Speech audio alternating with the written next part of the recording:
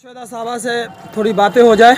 आज आपने MIM join किया है और इससे पहले आप जाप में थी। क्या आपने देखा एमआईएम में, क्या आपने एमआईएम पार्टी को ज्वाइन किया? जी, सबसे पहली बात कि मैंने देखा कि विकास कहाँ से संभव हो सकता है।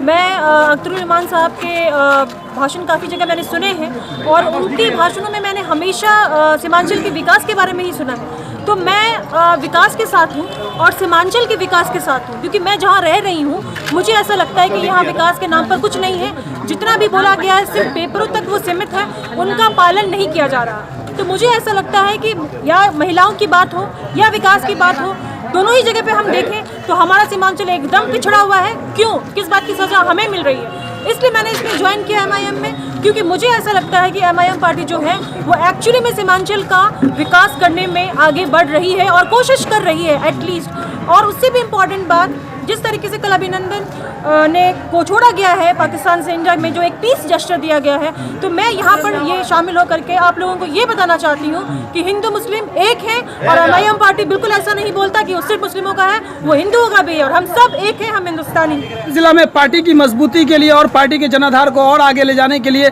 आप क्या करेंगे? जितनी भी कोशिशें मैं पहले से कर रही हूँ उसको और ज़्यादा एमआईएम के सपोर्ट से मैं और ज़्यादा दुगनी रफ्तार से कर सकूँगी। जितनी भी मेरी अभी पहले कोशिश थी मैं अकेली थी, लेकिन अब मेरे साथ पूरी एमआईएम की टीम है जो कि मुझे हेल्प करेगी और मैं महिलाओं को और भी ज़्यादा विकास कर पाऊंगी। और महिलाओं का विकास होगा तो ऑटोमेटिकली सी बात है कि समाज का विकास होगा, सीमांचल का विकास होगा। तो आप ये मानती हैं कि जिस तरह से अख्तर साहब, असद साहब सीमांचल के पिछड़ेपन की आवाज़ उठाते हैं और लड़ाई लड़ रहे हैं, तो किशनगंज और सीमांचल में आने वाले वक्तों में एमआईएम का जनाधार वो भारी पैमाने पर आगे बढ़ेगा?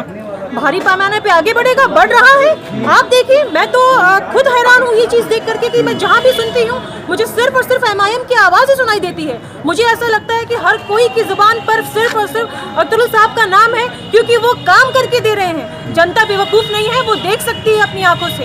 इसीलिए ये बोलने की तो ज़रूरत ही नहीं है कि आवाम के ऊपर किसका नाम है, सिर्फ एमआईएम का नाम है।